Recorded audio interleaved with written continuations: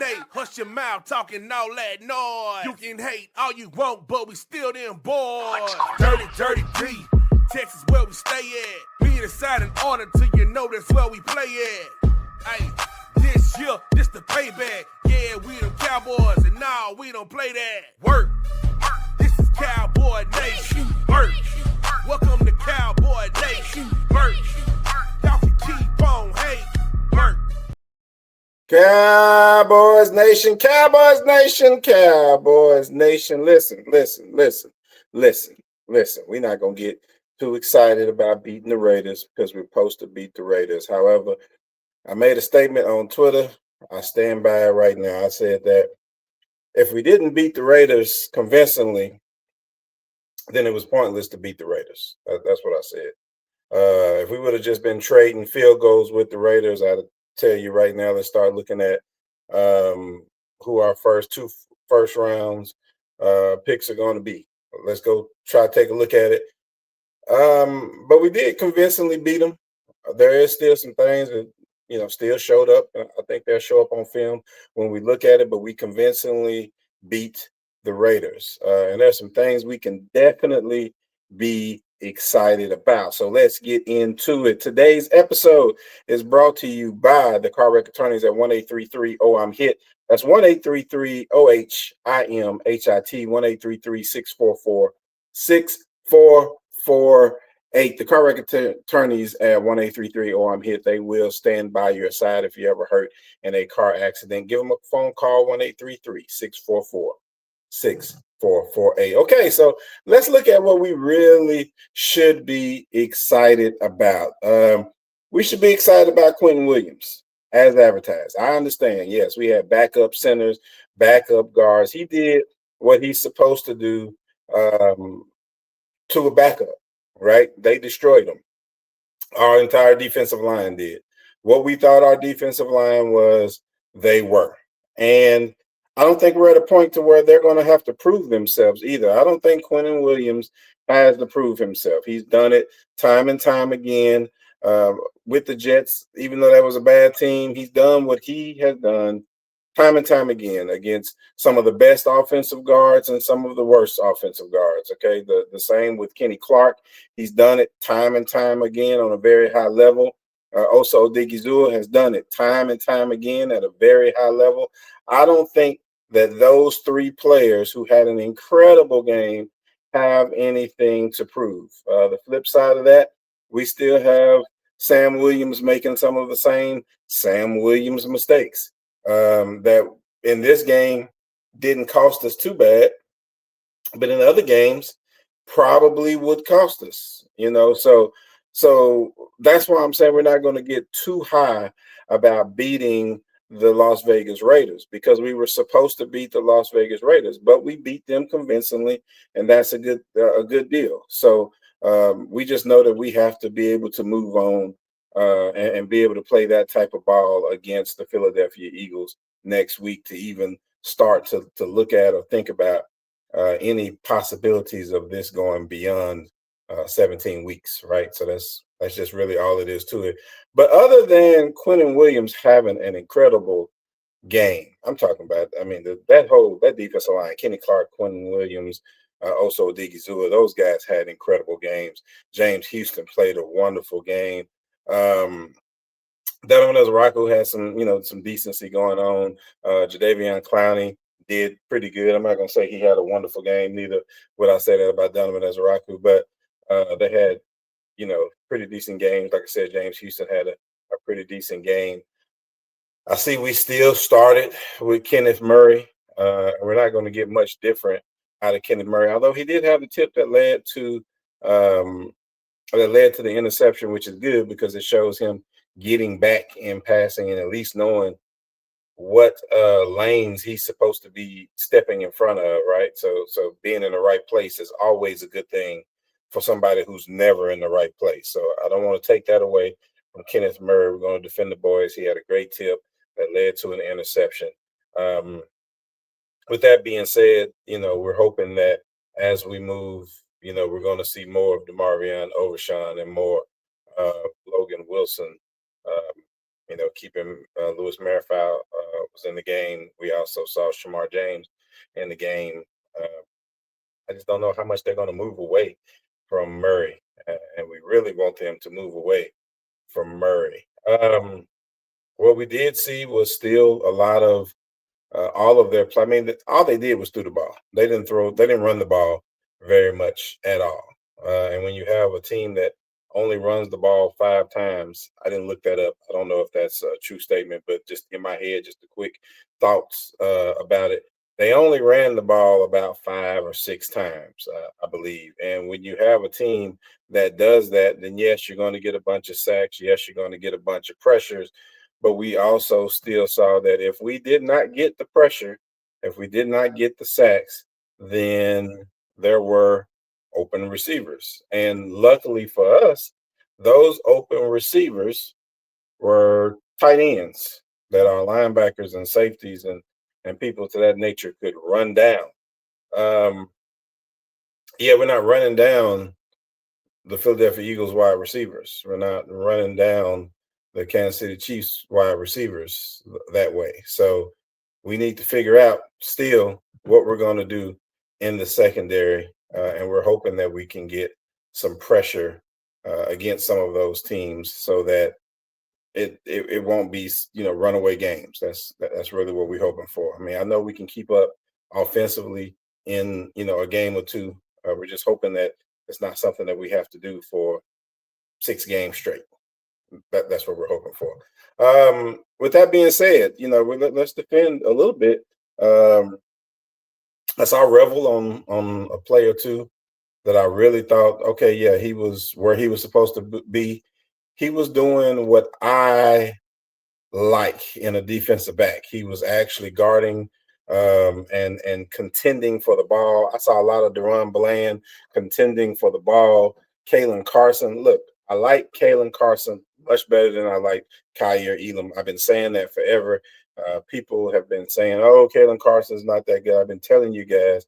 I wasn't excited about Siobhan Revel yet because we didn't know what we were going to get. But I have been excited about getting Kalen Carson back. That's what I was excited about. Being able to get Kalen Carson back, I felt was going to be a difference in the secondary.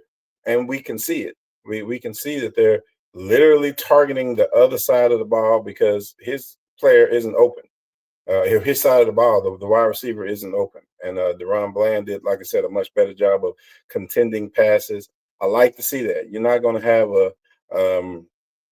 a situation where the other team's wide receivers don't catch any balls, right? But we're right there. We're contending them, making tackles when we need to make tackles. Those things did happen.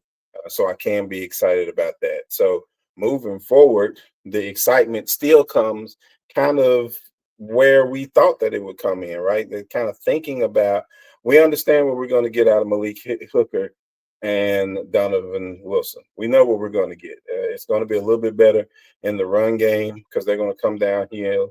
They're going to put the hit stick on people. Hooker has some fresh legs, so that plays great, especially next week when we start to play a team that is a good team, right? So because the Raiders weren't a good team, let's just say that right now. So when we actually start to play a team that is a good team, having fresh legs is definitely, hopefully, going to be a benefit to us. And we know what we're going to get out of our safeties. We're hoping that we get better play as far as the secondary is concerned out of both our linebackers and our cornerbacks. And I believe that Kalen Carson is going to give you that. I think Deron Bland is going to continue to get better.